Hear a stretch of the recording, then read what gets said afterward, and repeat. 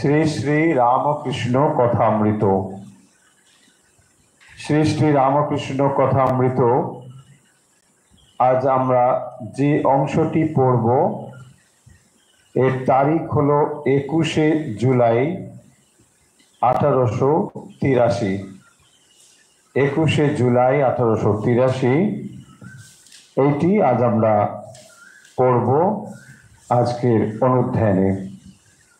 আশা করছি আপনারা সবাই প্রস্তুত। তাহলে চলুন আমরা শুরু করি আজকের অনুধ্যান।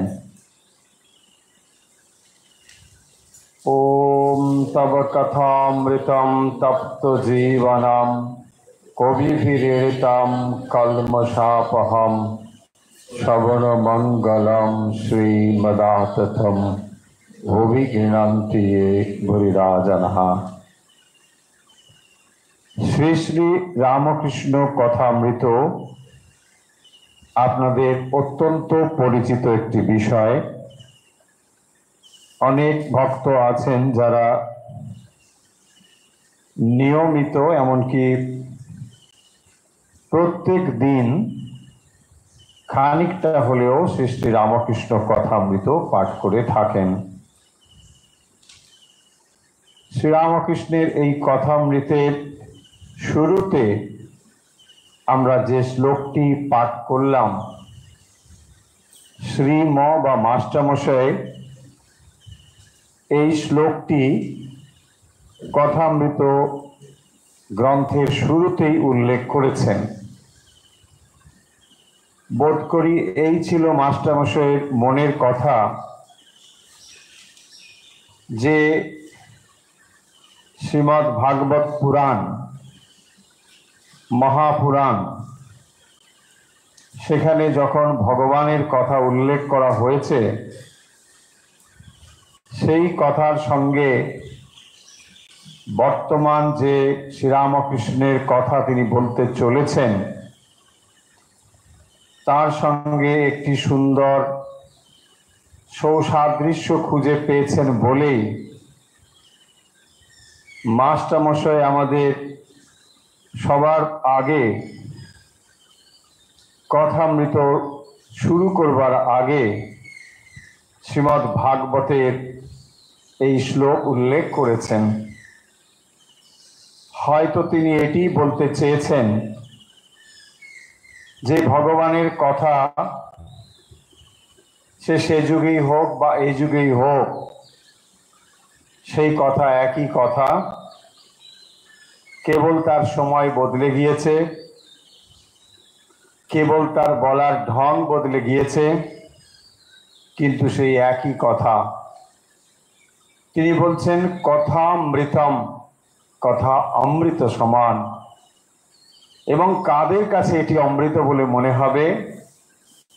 না, যারা সংসারে তপ্ত তপ্ত জীবনম, সংসারের জ্বালায় যারা সাধারণ মানুষ দগ্ধ হচ্ছেন, তপ্ত হচ্ছেন, তাদের কাছে এই কথামৃত অমৃতের মতো মনে হবে। শ্রী শ্রী রামকৃষ্ণ কথামৃতের তাই নতুন করে পরিচয়ের কোনো প্রয়োজন নেই। যারা কথামৃত পাঠ করেন, সকলেই করেন, তারা জানেন যে এই কথামৃতের ভেতরে শ্রীরামকৃষ্ণের এমন কিছু কথা বা উপদেশ রয়েছে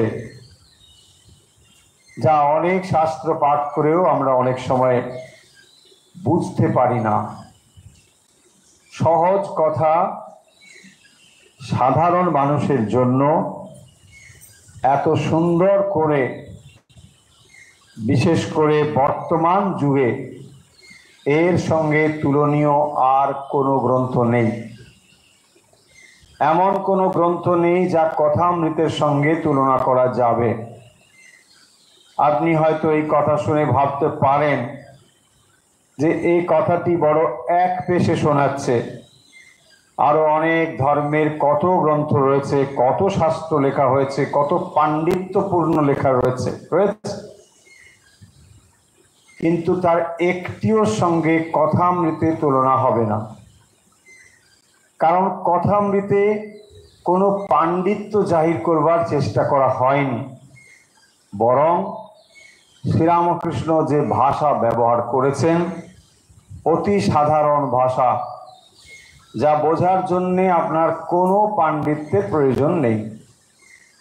বরং এমন বলা হয় যে মানুষের ভেতরে পাণ্ডিত্যের আভিজাত্য নেই বা অহংকার নেই, তিনি কথামৃত বরং একটু সহজেই বুঝতে পারবেন। যেখানে পাণ্ডিত্যের আবরণ অধিক রয়েছে তার পক্ষে কথামৃত বোঝা একটু কঠিন হবে। কারণ আমরা পণ্ডিত বলতে তাকেই সাধারণত বুঝি, সাধারণ অর্থে, যে যিনি সহজ কথাকে একটু ঘুরিয়ে টুরিয়ে নানা রকমভাবে উপস্থাপন করেন। যদি সহজভাবেই কোনো কথা বলা হবে আর আমরা সকলেই যদি তা বুঝে যাই, তাহলে আর তার পাণ্ডিত্য কি হলো? আমার প্রসঙ্গত মনে পড়ছে, স্বামী বিবেকানন্দ, তাকে পাশ্চাত্যে একটি ইউনিভার্সিটিতে বক্তৃতার জন্য আহ্বান জানানো হয়েছে এবং ফিলোসফির ছেলেগুলোকেই, স্টুডেন্টসদেরকেই ওখানে আনা হয়েছে যারা স্বামীজির বক্তৃতা শুনবেন। আর স্বামীজি বেদান্ত বিষয়ে বলছেন। খুব স্বাভাবিকভাবেই ফিলোসফির স্টুডেন্টসরাই ভালো বুঝতে পারবে, তাই জন্যে কলেজ কর্তৃপক্ষ তাদেরকেই অডিয়েন্স হিসেবে এনেছে। বক্তৃতা হয়ে গেল, কলেজ কর্তৃপক্ষ ছাত্রছাত্রীদের জিজ্ঞাসা করলো, কেমন শুনলে, কেমন হলো? বলছেন সবই তো জানা কথা।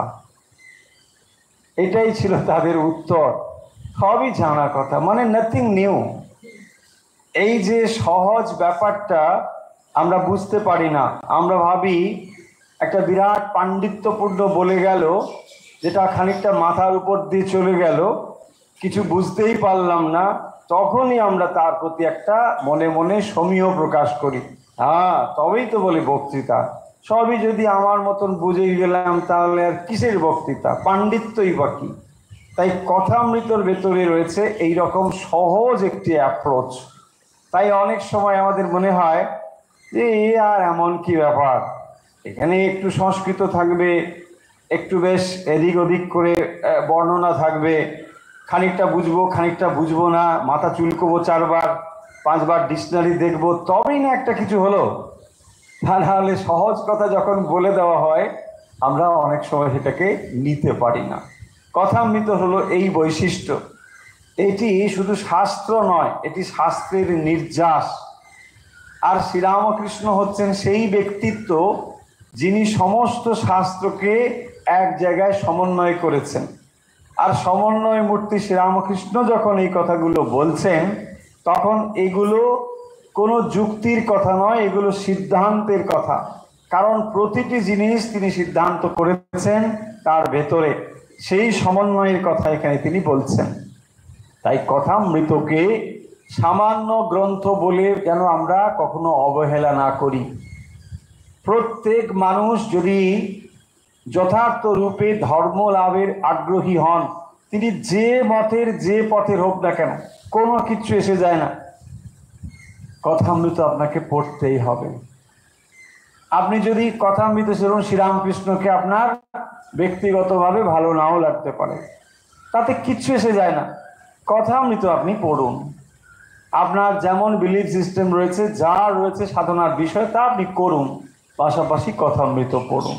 কথামৃত এমন একটি গ্রন্থ, এখানে কোনো সম্প্রদায়ের বিষয় নেই, একেবারে সম্প্রদায় বিবর্জিতভাবে কথামৃত উপস্থাপন করা হয়েছে।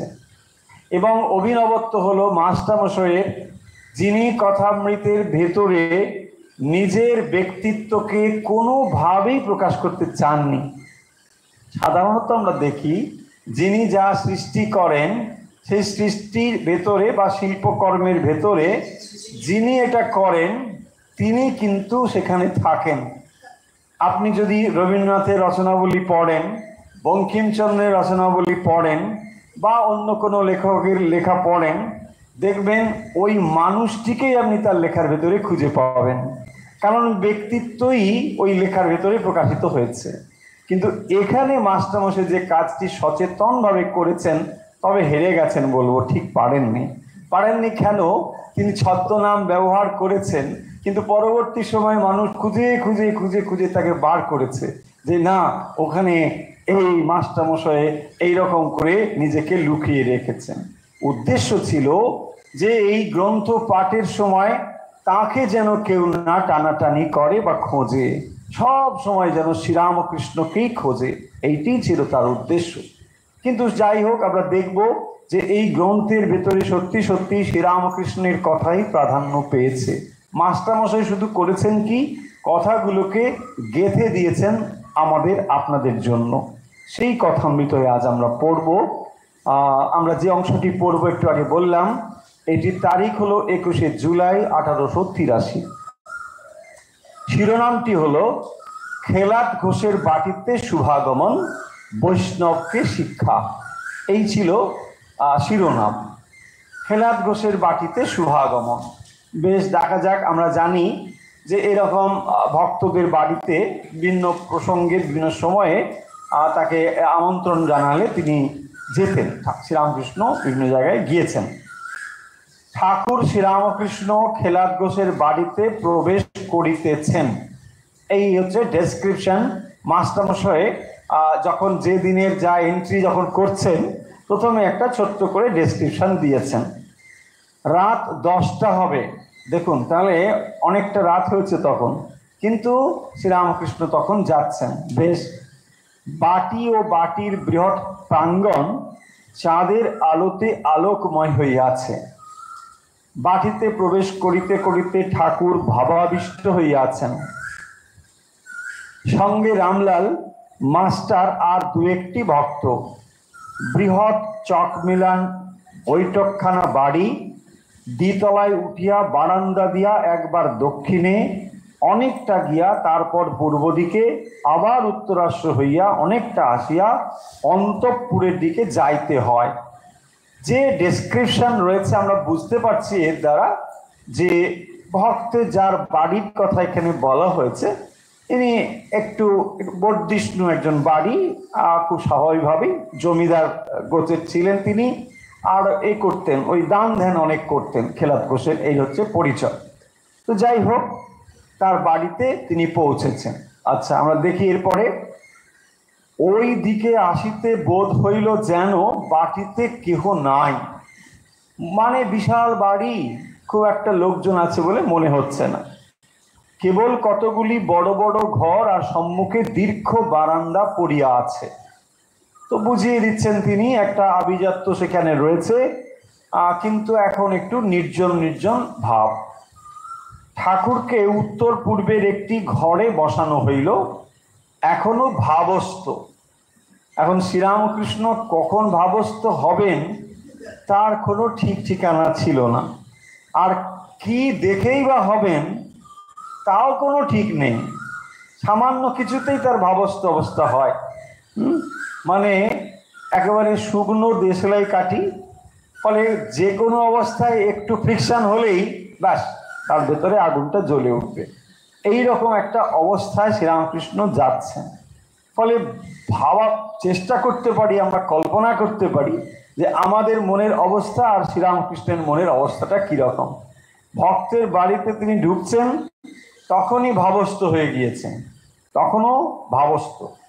বাটির যে ভক্তটি তাহাকে আহ্বান করিয়া আনিয়াছেন, তিনি আসিয়া অভ্যর্থনা করিলেন।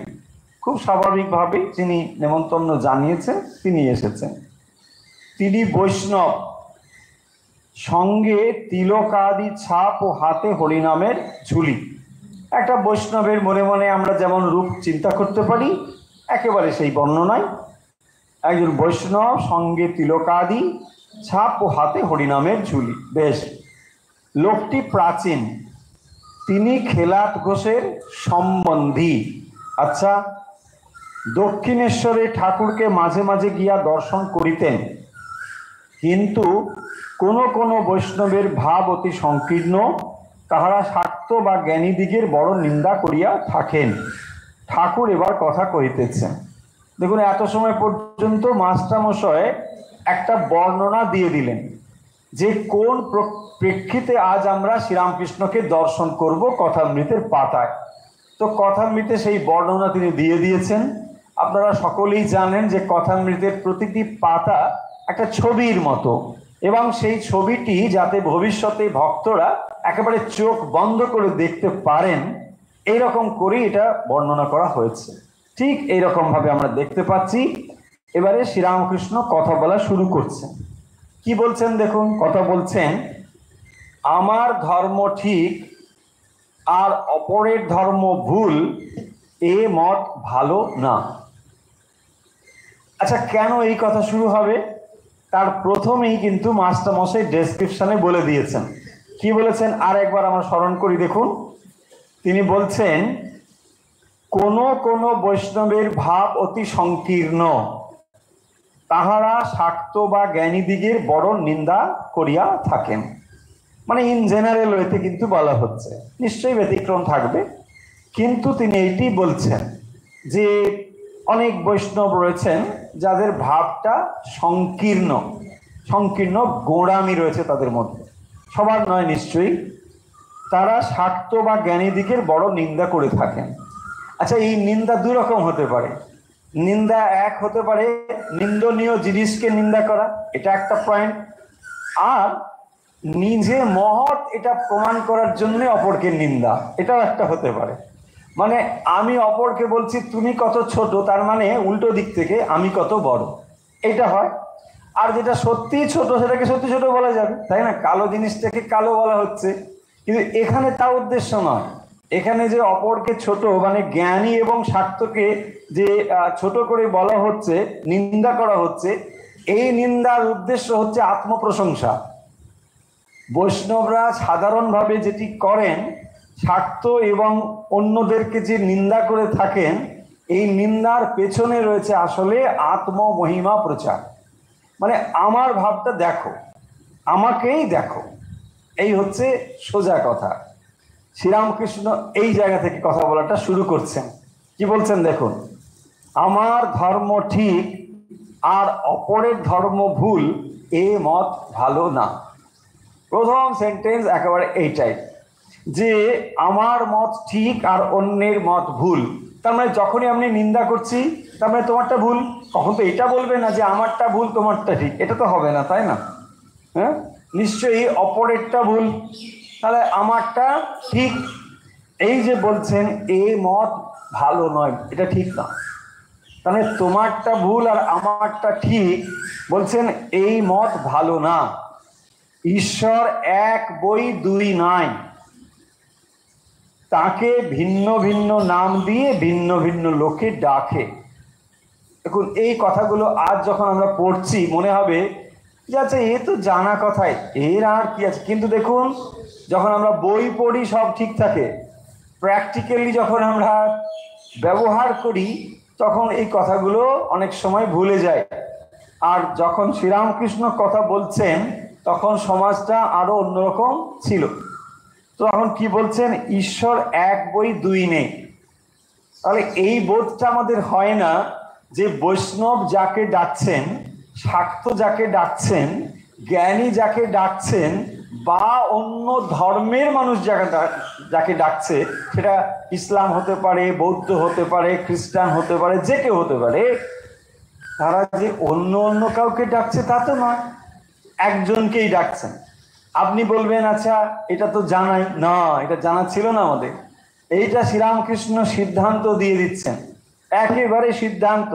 দেখুন, এইটা নিয়ে বিচার করে বহু সময় কেটে গেছে আমাদের পণ্ডিতদের মধ্যে, যে না বোধহয় ঠিক হবে না, এত বৈচিত্র্য আমরা দেখতে পাচ্ছি, হ্যাঁ সব এক কি করে হয়ে যায়, ভগবান সব এক? না না, ভগবান এক না। কিন্তু শ্রীরামকৃষ্ণ বলছেন একেবারেই এক, তার সিদ্ধান্ত। আরো দেখুন এটাকে এক্সপ্লেন করছেন কিভাবে।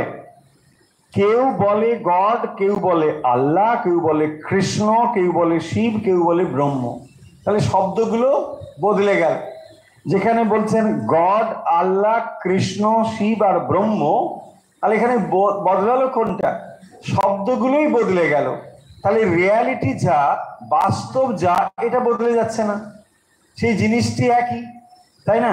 ওই এরকম সেই আছে না গল্প, একজন খুব পিপাসায় পড়েছে, কিন্তু সে অন্য একটা দেশে গেছে, সেই দেশে জলকে কি বলে তার জানা নেই, হ্যাঁ, ওই দেশের ভাষা সে জানে না।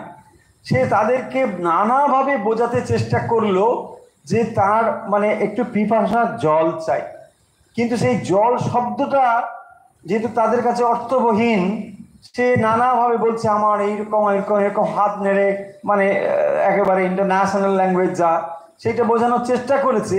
কিন্তু সেই মানুষগুলো অনেকটা পরে বুঝতে পারলো যে আসলে এই লোকটা জলের কথাই বলছে। তার মানেটা কি?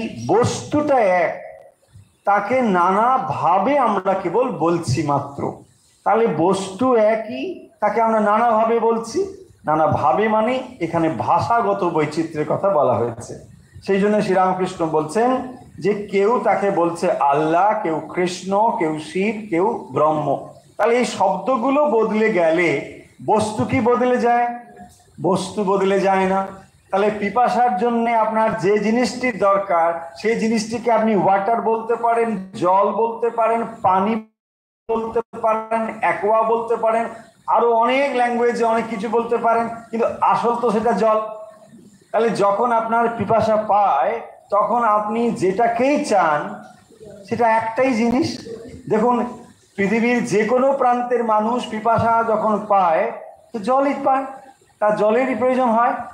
এক্স্যাক্টলি এই কথাটাই শ্রীরামকৃষ্ণ বলছেন যে তাহলে এত যে বৈচিত্র্য আমরা ঈশ্বর, গড এইসব বলছি, এগুলো কেবল শব্দগত বৈচিত্র্য। তিনি আরো সুন্দর করে তিনি কি বলছেন, যেমন পুকুরে জল আছে, এক ঘাটের জল লোকে বলে জল, এক ঘাটে বলে ওয়াটার, এক ঘাটে বলে পানি। হিন্দুরা জল, খ্রিস্টানরা ওয়াটার, মুসলমানরা বলে পানি, কিন্তু বস্তু এক। দেখুন, একদম সিদ্ধান্ত শ্রীরামকৃষ্ণ দিচ্ছেন, বস্তুটা কিন্তু এক। বলছেন মত আর পথ, লিখছেন মত হাইফেন দিয়ে পথ, মত পথ মানে যত মত তত পথ। তাহলে মত আর পথ ব্যাস, অনলি এটাই ডিফারেন্স, কিন্তু বস্তুটা কখনো তফাৎ হয়ে যাবে না।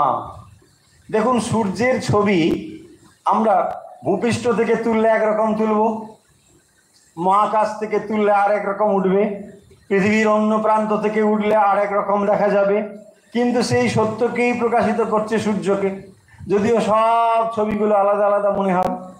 এই সত্যটা আমাদের ভেতরে জানা ছিল না বলে কত যুগ যুগ ধরে আমরা মারপিট করেছি, ঝগড়া করেছি, কত দ্বন্দ্ব করেছি, তবুও হয়তো সঠিক সিদ্ধান্তটা নিতে পারিনি। এখনো কি আমরা পেরেছি? শ্রীরামকৃষ্ণের এই সিদ্ধান্ত শোনার পরেও আমাদের মনে এখনো দেখবেন একটা অবিশ্বাস রয়েছে, বলছে না হোক, তবুও মনে হয় একটা কিছু ডিফারেন্স আছে, তাই না? বৌদ্ধের ভগবান খ্রিস্টানের ভগবান কি এক হবে? এক বোধহয় হবে না, একটা কিছু তফাৎ নিশ্চয়ই থাকবে, তাই? দেখুন, আপনি সমস্ত কনক্লুশন শুনবার পরেও আমাদের এই বৈচিত্র্য বলে মনে হয়, তাই না? এক একটি ধর্মের এক একটি পথ। দেখুন, আরেকটু যদি এই বিষয়ে আমরা চর্চা করি, কেন এই তফাৎগুলো মনে হয়। যেমন আমরা একটু আগে সূর্যের কথা বললাম, দেখুন সূর্যেরও অবস্থানগত ভেদ আছে। সকালের সূর্য দেখে একরকম অনুভব হয়, দুপুরের সূর্যের একরকম অনুভব, বা আপনি অপরাহ্নের সূর্য, সায়াহ্নের সূর্য একরকম একরকম অনুভব হয়। তাহলে তখনই আমরা কি ভাবছি, তাহলে এটা সব কি একই জিনিস? না, আলাদা, কিন্তু একই তো জিনিস। তাহলে প্রকাশের তারতম্য কিন্তু মানা হচ্ছে, ফলে প্রকাশের তারতম্য থাকলেও বস্তু কিন্তু এক। ঠিক এই জিনিসটি শ্রীরামকৃষ্ণ বলছেন যে এক একটি ধর্মের মত, এক একটি পথ ঈশ্বরের দিকে লয়ে যায়। তাহলে ধর্মগুলোকে কি বলা হচ্ছে? পথ। দেখুন, ধর্ম আর ধর্ম পথ। তাহলে আমরা যে ধর্ম নিয়ে এত বেশি ভাবি, আমার ধর্ম বড়, তোমার ধর্ম বড়, তাহলে কোন ধর্মকে আমরা বড় বলবো? না, যে ধর্ম সত্যের কাছে পৌঁছে দেয়। দেখুন, সোজা কথা, খুব সিম্পল কথা, এর জন্য বিরাট বুদ্ধি টুদ্ধি দরকার তা নেই। তার মানে ধর্ম মানে হচ্ছে ধর্ম পথ, এটা সত্যের দিকে নিয়ে যায়, রিয়ালিটির দিকে পৌঁছে দেয়, তবেই তো এর একটা পথ আমরা মানবো। তাহলে এর কি পথ আছে? আপনি দক্ষিণেশ্বরে যাবেন, তো দক্ষিণেশ্বরে যাবার জন্য অনেকগুলো পথ আছে, পথ মানে মিনস। তাহলে গোলটা আলাদা, মিনসটা আলাদা। তাহলে গোলটা যদি আপনার ঠিকঠাক থাকে আর এই মিনসগুলো আপনি যদি মেনে নেন, ব্যাস তাহলে তো হয়ে গেল, ঠিক জায়গায় পৌঁছবেন। আর যে মিনস আপনাকে গোলে পৌঁছে দিতে পারে না সেটা মিনসই নয়। এইখান থেকে যদি আমরা দেখি তাহলে ধর্মগুলো মানে হচ্ছে ধর্মপথ। কতগুলো নিয়ম মানাই ধর্ম নয়, যদি না তা সত্যে পৌঁছে দেয়। তাহলে আসল এইখানেই আমরা দেখব, কোষ্ঠীপাতকটা এখানেই, বিচারটা এখানেই, যে এটি আমাকে সত্যের কাছে পৌঁছে দেয় কি না। যদি সত্যের কাছে পৌঁছে দেয় এটাই পথ। শ্রীরামকৃষ্ণ সেটাই বলছেন, ঈশ্বরের দিকে লয়ে যায়। যেমন নদী নানা দিক থেকে এসে সাগর সঙ্গমে মিলিত হয়। হ্যাঁ, নদী যখন চারিদিক থেকে এসে সমুদ্রে মিলিত হচ্ছে, এইটি বলছেন। এই কথা শ্রীরামকৃষ্ণ একেবারে বসেই ওই বাড়িতে গিয়ে প্রথমে এতগুলো কথা বলে দিচ্ছেন। তার মানে তোমার ভেতরে বা তোমাদের ভেতরে যে গোঁড়ামিটা রয়েছে, নিজেরটা ভালো অপরেরটা খারাপ, এইটা করো না। তাহলে ধর্ম কিসের জন্যে? ধর্ম হচ্ছে সত্যকে জানার জন্যে। তুমি যদি যে পথ দিয়ে সত্যকে জানতে পারো এটাই ঠিকঠাক। তুমি কি করে সিদ্ধান্ত করতে পারো যে অপরেরটা ভুল আমারটা ঠিক? খুব র্যাশনাল ওয়েতে চিন্তা করুন, কোনো বায়াসনেসের দরকার নেই যে আপনাকে নির্দিষ্ট একটা ভাবের দিকে আমরা চালিত করছি, একদম না। আপনি খুব র্যাশনাল ওয়েতে, খুব যুক্তি বিচার দিয়ে ভেবে দেখুন, যদি আপনিও পথে হাঁটছেন আর একজন মানুষ ও পথে হাঁটছেন, দুজনেরই যদি গন্তব্য অজ্ঞাত থাকে, তাহলে আপনার কি অধিকার আছে অপর মানুষটিকে বলবার যে তুমি ভাই ভুল পথে যাচ্ছ? খুব র্যাশনাল ওয়েতে চিন্তা করুন। দুজনেই আমরা হাঁটছি, আমিও জানি না তুমিও জানো না, ধরে নিচ্ছি। তাই যদি হয় তাহলে দুজনেই ভাই চলছি, চলো, তুমিও চলছো আমিও চলছি। তাহলে আমিও যদি পথিক তুমিও যদি পথিক, আমার কি অধিকার আছে যে গন্তব্যে তোমারটা ভুল আমারটা ঠিক এ কথা বলবার? আর যদি তুমি সত্য জেনে থাকো তাহলে তো তুমি এ কথা বলতেই পারো না। তার মানে দেখুন, যখন আপনি আপনার পথে যথেষ্ট শ্রদ্ধাশীল নন, কেবল তখনই আপনি এই কথাগুলো বলতে থাকেন যে আমারটা ঠিক তোমারটা ভুল। তোমারটা যে ঠিক তার প্রমাণ দাও। তুমি সত্য লাভ করেছো কি? যে না করিনি। যদি না করে থাকো বেশি কথা বলো কেন, চুপ করে বসে থাকো, তাই না? দেখুন, এই হচ্ছে আমাদের এই ব্যাপার নিয়ে একেবারে কি না কি চলছে। এইটি শ্রীরামকৃষ্ণ খুব সহজভাবে সমাধান করে দিচ্ছেন। আরো কথা বলছেন, দেখুন, বেদ পুরাণ তন্ত্রে প্রতিপাদ্য একই সচ্চিদানন্দ। আচ্ছা, এবারে ধর্মপথ থেকে ধর্মশাস্ত্রে আসছেন। দেখুন, প্রথমে তিনি ধর্ম মতগুলোকে বলে দিলেন। ধর্ম মতগুলোর মধ্যে ভিন্নতা রয়েছে, কিন্তু সেই ধর্ম মতগুলো একই সত্যের দিকে যদি নিয়ে যায়, তাহলে এগুলোতে তুমি ছোট আর বড় বলো কি করে? যে পথ দিয়ে আমি সত্যের কাছে পৌঁছতে পারি সেটাই আমার কাছে পথ। যে যার রুচি অনুযায়ী যায়, কেউ ট্যাক্সি করে যায়, কেউ অটো করে, কেউ টোটো করে, কেউ নদী করে, কেউ হেঁটে যায়, যে যেমন ভাবে যায়, যার যা ভালো লাগে, যার যা রুচি, যার যা অবস্থা। যেমন বেদ পুরাণ তন্ত্রে, তারপরে পরে বলছেন যে বেদ পুরাণ তন্ত্রে প্রতিপাদ্য একই সচ্চিদানন্দ। দেখুন, এখানে তিনটে জিনিস প্রধান প্রধান উল্লেখ করা হলো। তাহলে একটা বেদ, পুরাণ আর তন্ত্র। বেদকে আমরা কি বলি? আমরা বলি সমস্ত শাস্ত্রের একেবারে উৎস হচ্ছেন বেদ। বেদ থেকে সমস্ত শাস্ত্র জ্ঞান আমাদের কাছে এসেছে। বেশ, তারপরে বলছেন পুরাণ আর তন্ত্র। তাহলে বেদের যা প্রতিপাদ্য, মানে বেদ যা বলতে চায় সেও কিন্তু সেই সচ্চিদানন্দ, অর্থাৎ সেই ঈশ্বরকেই বলতে চায়। আবার পুরাণও যা বলতে চায় সেও সেই ঈশ্বর, তন্ত্রও যা বলতে চায় সেও সেই ঈশ্বর। শ্রীরামকৃষ্ণ এটি বলছেন। এমন নয় যে তাহলে বেদ আর এক জিনিসের কথা বলে, পুরাণ অন্য জিনিসের কথা বলে, বা তন্ত্র আর এক জিনিসের কথা বলে, তা নয়। এই সমস্তই একই প্রতিপাদ্য বিষয়, এবং সেটি হচ্ছে সচ্চিদানন্দ। বেদে সচ্চিদানন্দ ব্রহ্ম। তাহলে বেদে শব্দগত তফাৎ কি হলো না, সেই সচ্চিদানন্দকে এখানে ব্রহ্ম শব্দে বলা হয়েছে, সেটি হচ্ছে ব্রহ্ম, সচ্চিদানন্দ ব্রহ্ম। পুরাণে সচ্চিদানন্দ কৃষ্ণ রাম প্রভৃতি। দেখুন, তাহলে যখন আমরা এই ফর্ম পাচ্ছি, তাহলে সচ্চিদানন্দ যখন আমরা তাকে স্বরূপত বলছি, সেখানে কোনো ফর্ম নেই, নাম রূপ নেই। তাহলে নাম রূপের পারে যখন তিনি, তাকে আমরা বলছি ব্রহ্ম। আবার যখন নাম রূপ সংযুক্ত হলো, তখন তাকে আমরা কৃষ্ণ অথবা রাম বলছি। তার মানে একটা দ্বৈত ভূমি, একটা অদ্বৈত ভূমি। তাহলে দ্বৈত ভূমিতে যখন তাকে আমরা বলছি, তাকে আমরা ব্রহ্ম শব্দ বলছি। ব্রহ্ম শব্দের অর্থ কি? ব্রহ্ম মানে হচ্ছে যা সব থেকে বড়, সব থেকে যেটা বড়, তারপরে আর বড় কিছু নেই, তাকেই আমরা ব্রহ্ম শব্দ বলছি। বেশ, কিন্তু তাহলে সেই ব্রহ্ম শব্দ মানে তাকে আমরা নাম রূপের ভেতরে নিতে পারি না, স্বরূপত তার নাম রূপ হয় না। কেন হয় না? আমরা বহুবার বলেছি, বহু প্রসঙ্গে। দেখুন, নাম তখনই হবে যে জিনিসটা ছোট হবে, যে জিনিসটা সীমিত হবে। অসীম অনন্তের কখনো নাম হতে পারে না। নাম বস্তুকে ছোটই করে, রেস্ট্রিক্টেড করে। তাহলে বস্তুকে যেটি ছোট করে সেই নাম, তাহলে নিশ্চয়ই সেটা অদ্বৈত নয়, দ্বৈত জিনিস। এই যে দ্বৈত ভূমিতে, সেটি পুরাণের মধ্যে আমরা পাবো। তাহলে বেদগুলোতে যে সচ্চিদানন্দ ব্রহ্মের কথা বলা হয়েছে, এইটা আমরা সকলে গ্রহণ করবার উপযুক্ত নই।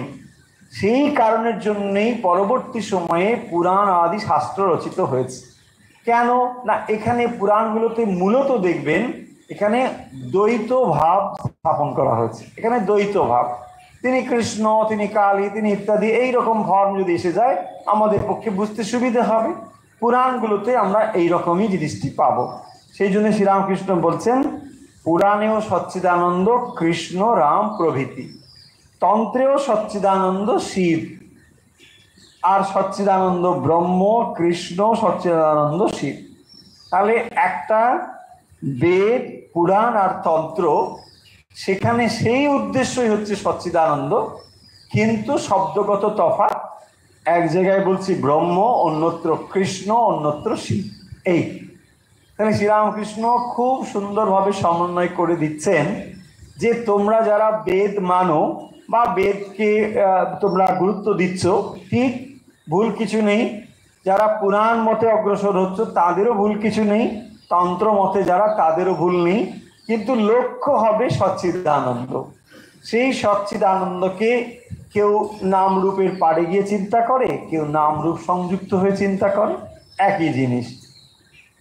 শ্রীরামকৃষ্ণের এই কথাগুলো শুনবার পরে সকলের কিরকম অভিব্যক্তি, এটিও মাস্টারমশাই ফুটিয়ে তুলেছেন। কি বলছেন? বলছেন সকলে চুপ করিয়া আছেন। হ্যাঁ, এইসব কথা শুনে সবাই চুপ করে আছে। চুপ করে আছেন মানে এই কথাগুলো তখন তারা প্রথমবার শুনছেন। তো প্রথম কথা যখন শোনে কেউ, তার ভেতরে অভিনবত্ব থাকে, এবং সেই অভিনবত্ব যখন রয়েছে, অবাক হয়ে শুনছেন যে এই লোকটি বলে কি। এরকমভাবে একটা জিনিস হচ্ছে। বৈষ্ণব ভক্ত মহাশয় ঈশ্বরকে ভাববই বা কেন, একেবারে গোড়ার কথা, তাই না? ভালো কথা বলেছে যে ঈশ্বরকে ভাবার দরকারই বা কি? ঈশ্বর আছেন, থাকুন, সমস্যা কি, তাই না? তুমি তোমার মতো থাকো, আমি আমার মতো থাকি। তো তোমাতে আমাতে এত ডাকাডাকি করতে হবে, এইসব করতে হবে, এই কি, কেন কেন? ঠিক। শ্রীরামকৃষ্ণের উত্তর দেখুন, বলছেন এ বোধ যদি থাকে তাহলে তো জীবন মুক্ত। কথাটা একটু বুঝবো। কেন ঈশ্বরকে ভাববই বা কেন? কেন ভাববো? প্রথম কথা, ঈশ্বর যদি এই অর্থ হয়, এই কথার ভেতর থেকে যদি এই কথা আমরা বার করি যে ঈশ্বরকে আমাদের ভাবার দরকার নেই, কারণ ঈশ্বর আর আমাতে কোনো তফাৎ নেই, তাই না? এটা একটা হতে পারে যে আমাতে এবং অর্থাৎ জীব এবং ব্রহ্মে কোনো তফাৎ নেই। জ্ঞানীরা তো এই কথা বলে। তাহলে জীব এবং ব্রহ্মে যদি কোনো তফাৎ না থাকে, তাহলে আমার সত্যি তো আমি ঈশ্বরকে ভাববো কেন? তখনই তো আমি ঈশ্বরকে ভাববো না যদি ঈশ্বর এবং আমি দুটো আলাদা হই। আমি অমুকের কথা ভাবি, তাহলে অমুক এবং আমি নিশ্চয়ই এক নই। যদি আমি আর ঈশ্বর এক হয়ে যাই তাহলে আর ভাববার দরকার কি? খুব স্বাভাবিক কথা। ওই জায়গাটা ধরে শ্রীরামকৃষ্ণ বলছেন, এ বোধ যদি থাকে, তার মানে আমি আর ঈশ্বর আলাদা নয়, এই বোধ যদি থাকে তাহলে তো জীবন মুক্ত, তাহলে তো জীবন মুক্ত। অর্থাৎ আমি আর ভগবানে কোনো তফাৎ নেই, ব্রহ্ম আর জীবে কোনো তফাৎ নেই। তাহলে এই কথাটা যে আমরা বলছি, এটা কি বুঝে বলছি না না বুঝে বলছি? এই কথাটা আমরা তোতা পাখির মতো বলছি। বইতে লেখা আছে, সবাই পড়ছি, শুনছি, আবার বলছি। তাহলে এই কথাটার উপলব্ধি নেই, আর উপলব্ধি নেই বলে এই কথাটার কোনো অর্থও নেই, এই কথাটার কোনো বিশেষ তাৎপর্য নেই, কেবল আমরা বলি। তাহলে যদি এই কথাটা আমরা বুঝে বলতাম, মানে ঈশ্বর আর আমাতে যদি কোনো তফাৎ না থাকে, তাহলে এই কথাটি সত্যি সত্যি যদি বুঝে বলি, তাহলে তফাৎটা কি হতো? তফাৎ হতো এই যে ব্রহ্মের যে যেগুলো বৈশিষ্ট্য, সেই বৈশিষ্ট্যগুলো আমার মধ্যে প্রকাশিত হতো। কি ব্রহ্মের বৈশিষ্ট্য? সৎ চিৎ আনন্দ। তাহলে সৎ চিৎ আনন্দ যদি ব্রহ্মের বৈশিষ্ট্য হয়, এটি জীবেরও বৈশিষ্ট্য হবে যিনি বলছেন। তার মানে তিনি সৎ স্বরূপ। তার মানে এই যে আমি মরে যাব, এটা কখনো হওয়ার কথা নয়। সত্যি যদি ব্রহ্মের উপলব্ধি কারো হয়, তাহলে ব্রহ্ম হচ্ছেন সৎস্বরূপ। সৎস্বরূপ মানে তার অসৎ সত্তা কখনো নেই, মানে তিনি কখনো নন এক্সিস্টেন্ট, এটা হতে পারে না। ভগবান সবসময় বা ঈশ্বর সবসময় বা ব্রহ্ম সর্বদাই আছেন।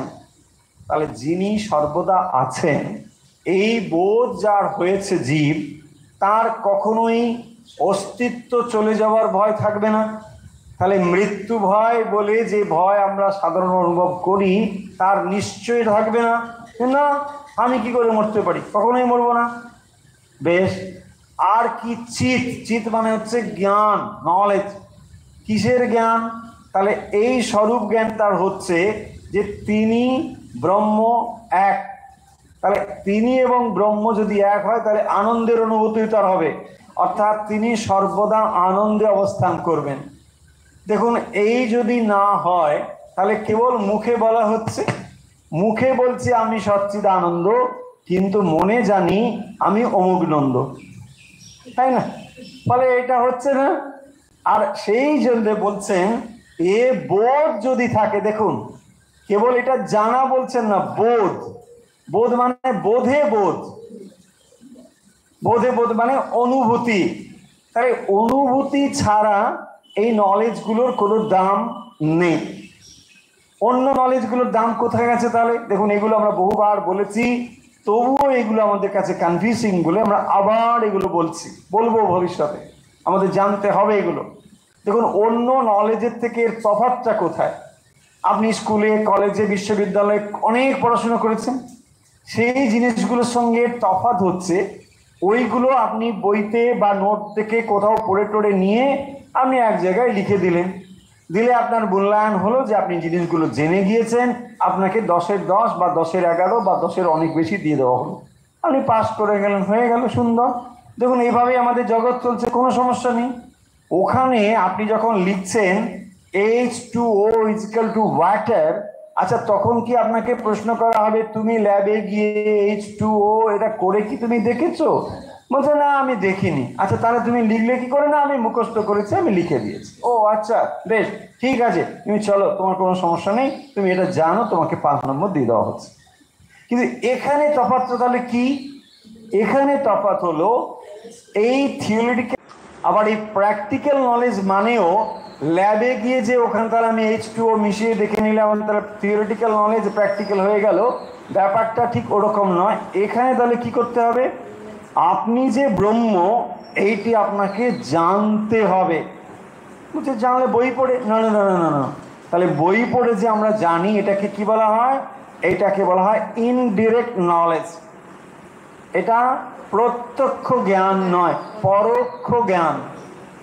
সেই কারণের জন্যে পরোক্ষ জ্ঞান আধ্যাত্মিক জগতে বিশেষ সহায়তা দান করে না। আর এটা দান করে না বলেই আমরা কি করি, আমরা কেবল মুখেই কথাগুলো বলতে থাকি, তাতে আমাদের কিছুই হয় না। শ্রীরামকৃষ্ণ বলছেন না, যেমন বিড়াল যখন কি বলে, পাখিকে যখন বিড়াল ধরে তখন সে কী করে, ট্যা ট্যা করতে থাকে। আবার যখন খুব ফেভারেবল সব কিছু তখন সে রাম রাম হরি হরি বল, তাই না? আমাদের অবস্থাও তাই। হে ভগবান তমেব মাথা চপিতা থমেব, তারপরে যে একটা সমস্যা তৈরি হয়, ওরে বাবা তুমি তোমার দিকে থাকো, আমি এখন ছুটলাম, হয় কি না? দেখুন, তার মানে কেন এটা হয়? ওটা কেবল মুখ পর্যন্ত, তার নিচে আর নেই, মুখেই কেবল বলে যাচ্ছে। শ্রীরামকৃষ্ণ সেই জন্য বলছেন যে ঈশ্বরকে ভাববই বা কেন, এটা যদি সত্যি বোধ থাকে, মানে তুমি এবং ঈশ্বরের মধ্যে যদি অভিন্ন সম্বন্ধ এটা বুঝে থাকো, তোমার ভগবানকে ডাকার কোনো দরকার নেই। এক্স্যাক্টলি, এটা একটা এক্সট্রিম। ভগবানকে তাহলে কারা ডাকবে না? যারা ভগবানের সঙ্গে সম্বন্ধ একেবারে চিরকালীন এটা বোধ করেছেন। দরকার নেই, তারা ধরতে ডাকবেন কেন? তাকে ডাকার প্রয়োজন নেই। এবারে প্রশ্ন হচ্ছে যে তাহলে সকলেই কি আমরা ভগবানকে জেনে ফেলেছি? অনেকেই তো আমরা ভগবানকে ডাকি না। যারা ভগবানকে ডাকে না তারা সকলেই কি তাহলে এটা জেনে ফেলেছে? না, তা নয়। এটি বলছেন দেখুন, কিন্তু সকলের এটি বিশ্বাস নেই। তাহলে সকলের এই বিশ্বাস নেই, কেবল মুখে আমরা বলি, মানে সুবিধাজনক অবস্থায় হলে তখন আমরা বলি। সেইটি বলছেন বিশ্বাস নেই, কেবল মুখে বলে ঈশ্বর আছেন, তার ইচ্ছায় এ সমস্ত হচ্ছে, বিষয়ীরা শুনে রাখে, বিশ্বাস করে না। তাহলে কি বলছেন? ঈশ্বর আছেন, তার ইচ্ছায় এ সমস্ত হচ্ছে, বিষয়েরা শুনে রাখে, বিশ্বাস করে না। তাহলে ভগবানে কারা বিশ্বাস করবে না? না, যারা এইরকমভাবে জানে যে ভগবানের সঙ্গে তাদের কোনো তফাৎ নেই, তাদের আর ডাকার দরকার নেই। কিন্তু বাকিদের যেখানে অহংবৃত্তি রয়েছে, অর্থাৎ ঈশ্বর থেকে আমি আলাদা, এই বোধ যাদের রয়েছে, তাদের ঈশ্বরকে ডাকতেই হবে। এখন প্রশ্ন হবে যে ঈশ্বরকে ডাকা মানে কি?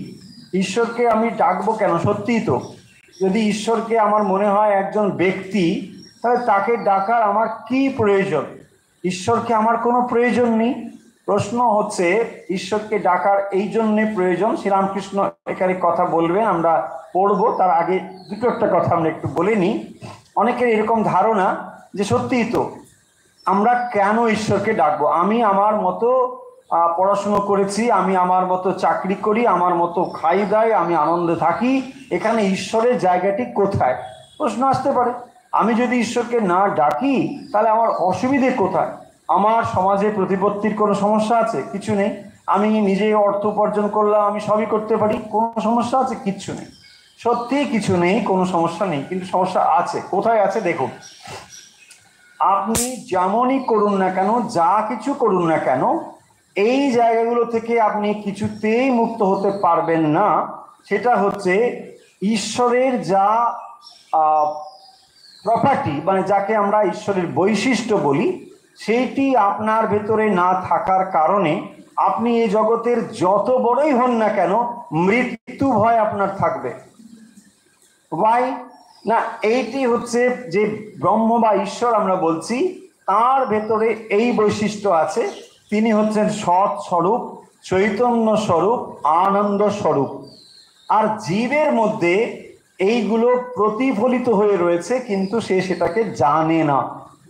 সেইটা সে জানে না বলে যে সৎচিত আনন্দের অনুভব সে করছে, জীব নিজেকে অনুভব করছে আমি তো আছি, ঠিক, আর আমি তো আনন্দের অনুভব করি, বস্তু পেলে আমি আনন্দ হই, ঠিকই। কিন্তু এই যে আনন্দের অনুভব, এগুলো হচ্ছে সমস্ত ধার করা আনন্দের অনুভব। আর সত্যি সত্যি সেই আনন্দের অনুভব যার ভেতরে পূর্ণভাবে রয়েছেন তাকে বলে ঈশ্বর। আচ্ছা, একটু সহজ করে যদি একটা এক্সাম্পল নিয়ে বুঝি তাহলে জিনিসটা আরো সহজ হয়ে যাবে। ধরুন, চাঁদ যদি নিজেকে মনে করতে শুরু করে যে আমার সূর্যের কি প্রয়োজন, আমি তো নিজেই আলো দিচ্ছি, সবাই আমার পুজো করছে, কি সুন্দর। আমি যখন উঠি সবাই চন্দ্র বন্দনা করছে, কি সুন্দর, আমি তো একদম ঠিকঠাক। সূর্যের আমার এখানে কি প্রয়োজন আছে? এই কথাটা যেমন শোনায়, একজন জীব যদি বলে আমার ঈশ্বরের কি প্রয়োজন আছে, কেন ঈশ্বরকে ডাকবো, এটাও ঠিক ওই রকমই শোনায়। তার মানে আমরা যে আলোকিত বলে মনে করছি, আমরা যে সব কিছু পারি বলে মনে করছি, এটি একমাত্র ওই সূর্যের আলোকে যেমন চন্দ্র আলোকিত হয়েছে, ঠিক ওই রকম আলোকের দ্বারাই আমরা আলোকিত মনে করছি। এবারে ভেবে দেখুন, যদি ধার করা আলোতে আমরা আলোকিত হই, তাহলে সে আলোর কি মর্যাদা আছে? তার মানে সত্য স্বরূপ যেটি রয়েছে সেইটিকে না জানা পর্যন্ত জীব কখনোই আনন্দ স্বরূপ হয়ে উঠতে পারে না। যতই এই জড়জগতে যতই খ্যাতি, যতই অর্থ, যতই কিছু লাভ করুন না কেন, জীব কখনোই ওই অবস্থায় পৌঁছতে পারবে না যদি না সে ঈশ্বরকে জানে। এখন প্রশ্ন হবে, ঈশ্বরকে জানা মানে সেটা কি? তার অনেক রকম ব্যাপার ব্যাখ্যা রয়েছে। সেটা সচ্চিদানন্দ স্বরূপ তিনি ঈশ্বর মানে কি রাম, ঈশ্বর মানে কি হরি, ঈশ্বর মানে কি কৃষ্ণ, এটা আলাদা ব্যাপার হতে পারে। কিন্তু তাকে যে কোনোভাবে সেই জায়গায় পৌঁছতে হবে বা তাকে জানতে হবে।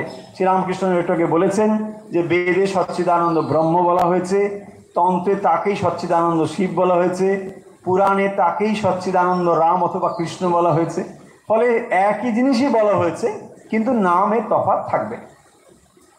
এবারে বলছেন বিষয়ীর ঈশ্বর কেমন, এই বিষয়ে চলে গেলেন। হ্যাঁ, এই মানে যে প্রসঙ্গ চলছে এখন সেটা এখানে যাচ্ছে। অনেকে দেখবেন এই প্রসঙ্গে প্রশ্ন করে যে আচ্ছা, এক তো ঈশ্বর আছে কিনা, এটা একটা হলো। ঈশ্বর আছে কিনা এর সহজ উত্তর হলো আপনি আছেন কিনা। যদি মনে করেন আপনি আছেন, তাহলে এর সহজ উত্তর হচ্ছে ভগবান আছেন। কিরকম? ধরুন আপনি একটি আয়নাতে মুখ দেখছেন। আচ্ছা, আয়নাতে যে মুখটি দেখছেন, এই মুখটি আছে? বলছে হ্যাঁ আছে। কতক্ষণ আছে? যত সময় আপনার মুখ আছে। আপনার মুখ যদি না থাকে, আয়নায় মুখ আছে?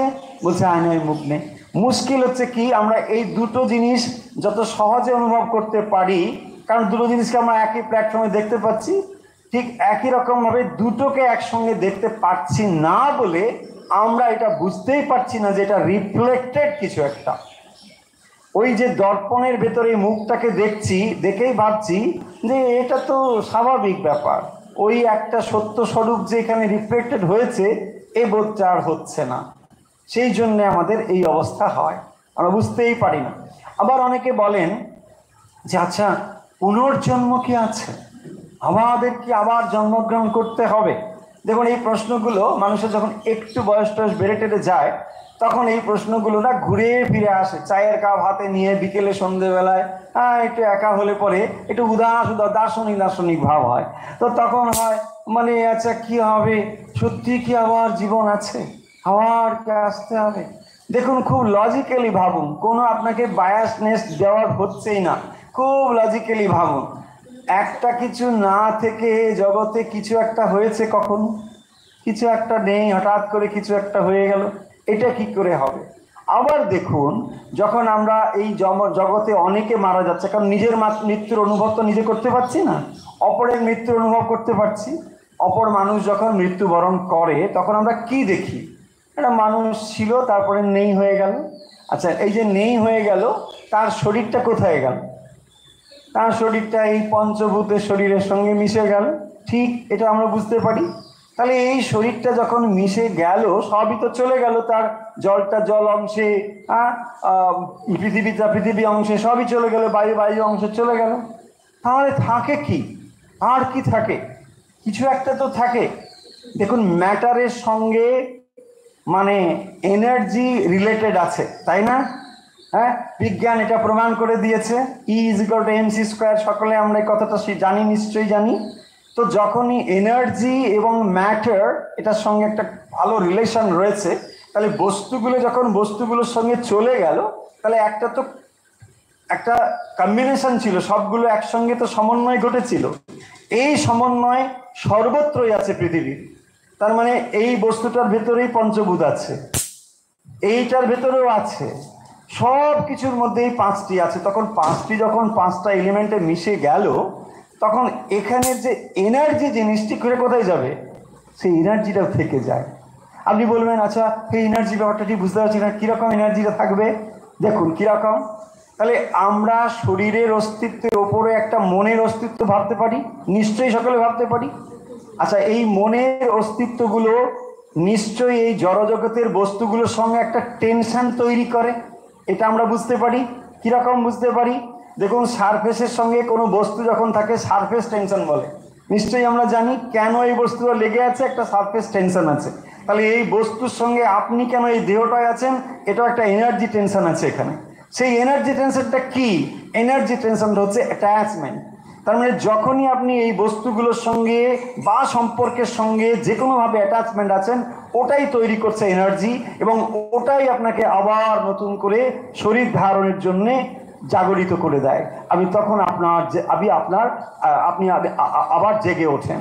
সো এই জিনিসটা যে রয়েছে, আমরা এটা অনেকে মানতে চাই না। আমরা বলি না না, এটা কি করে হবে?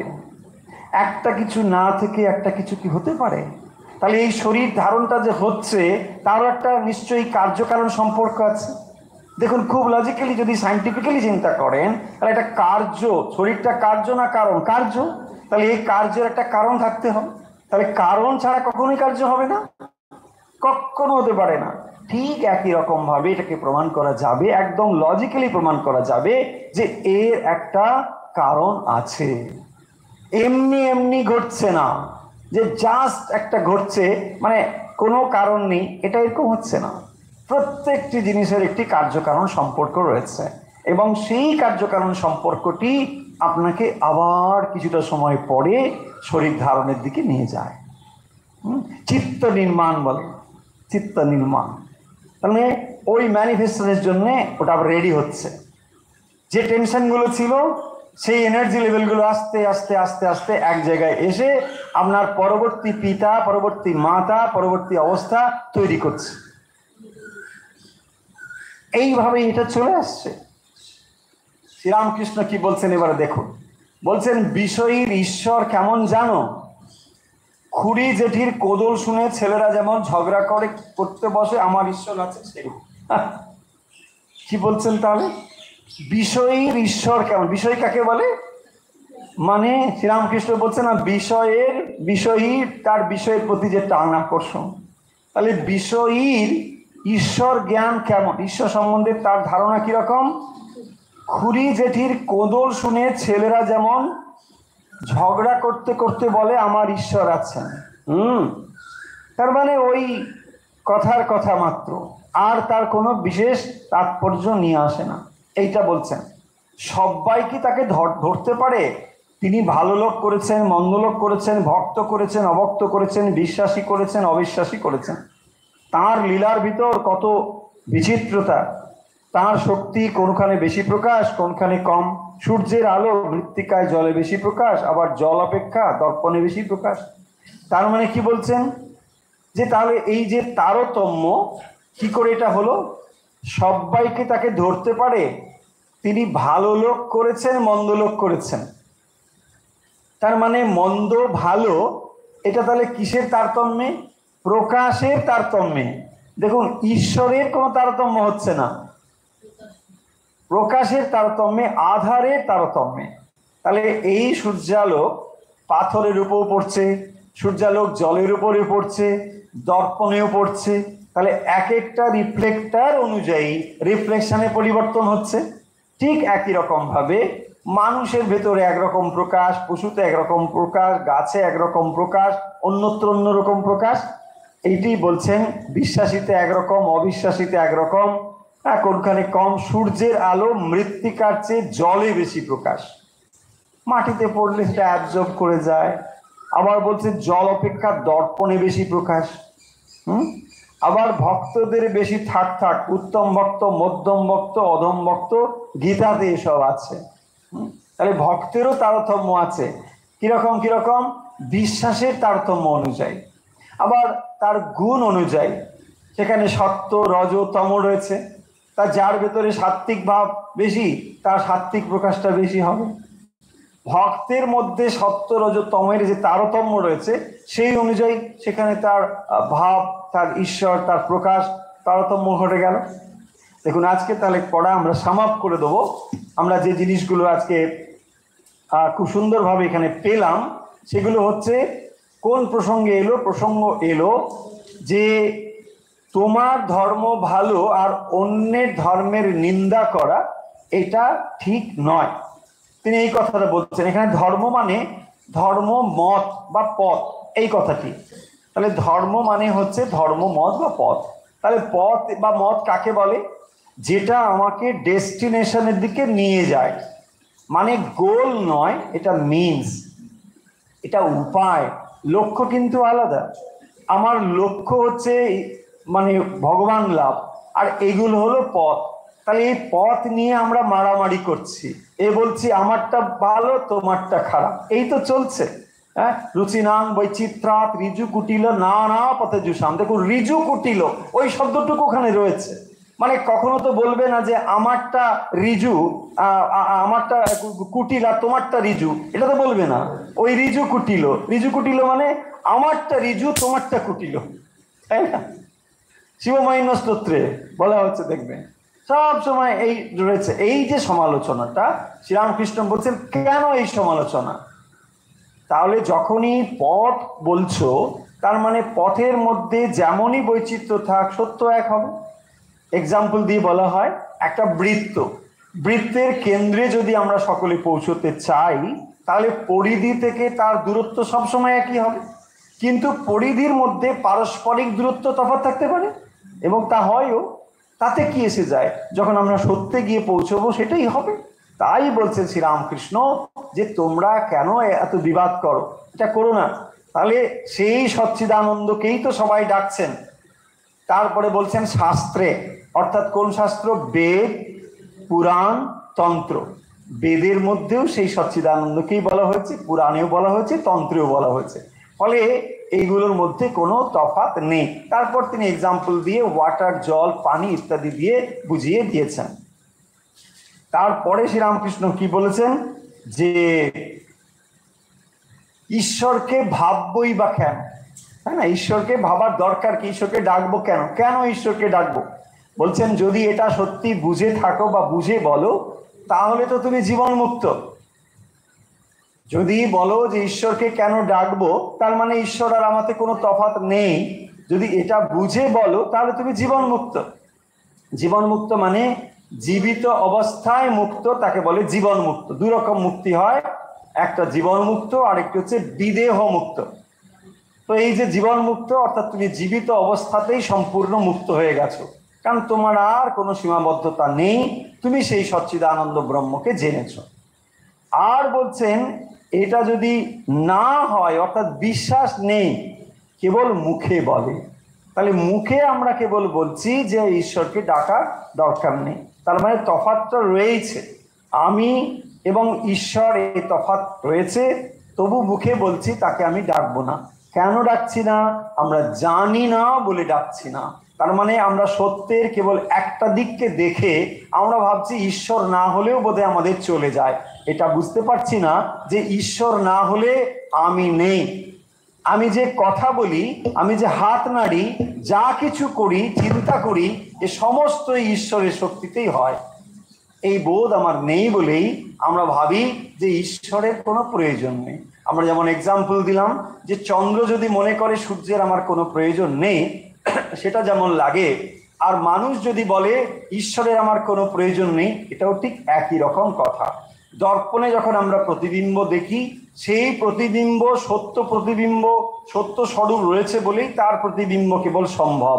তাহলে যখনই আমরা দেখছি এই বিশ্ব ব্রহ্মাণ্ডই হচ্ছে সেই ঈশ্বরের প্রতিবিম্ব, সেই ঈশ্বর এখানে প্রতিবিম্বিত হয়ে আছেন নানা আধারে, এই বোধগুলো সম্পূর্ণভাবে আমাদের কাছে নেই বলেই আমরা বুঝতে পারি না, বলে আমরা ভাবি ভগবান ছাড়াই আমাদের চলে যাবে।